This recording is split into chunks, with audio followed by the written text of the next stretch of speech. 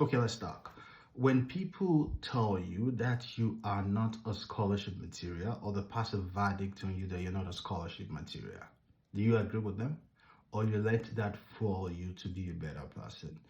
I quite understand that we might have different opinion about CGPA, about people not having GRE, about people not being the best of themselves while in the university, but nobody has the monopoly of knowledge to say or the monopoly of verdict to tell you that you're not a scholarship material.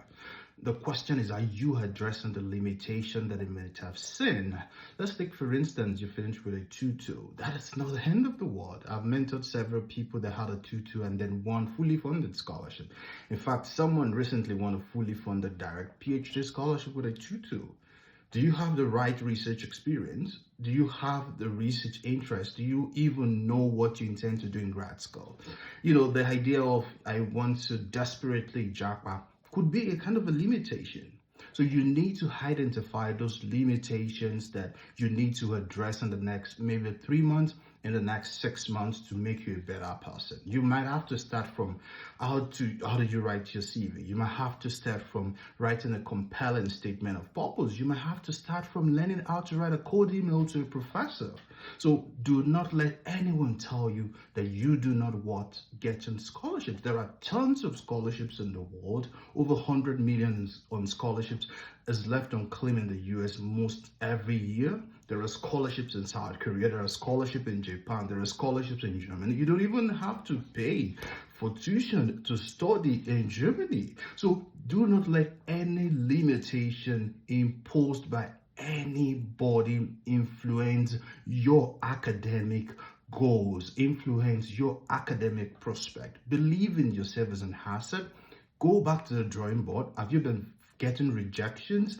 You've gotten 5 rejections in the last academic cycle. Did you even ask for feedback from the admission committee? That might be a way to start. Maybe you don't have enough research experience. Maybe you don't even have a research publication, even though sometimes they might have to waive publications or even GRE.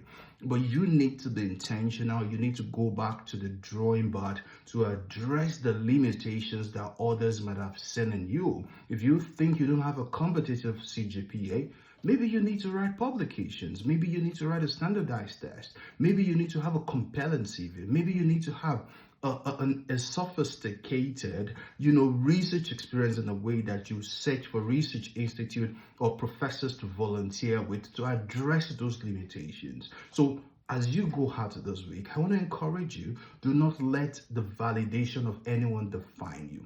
See yourself as an asset, put in the work, and I trust you're going to succeed. My name is Dr. Lumiwa Ibalajobi, and I'm the founder of Scholarships Cafe. If you need support, we are there at Scholarships Cafe to support you. Your success is our pride.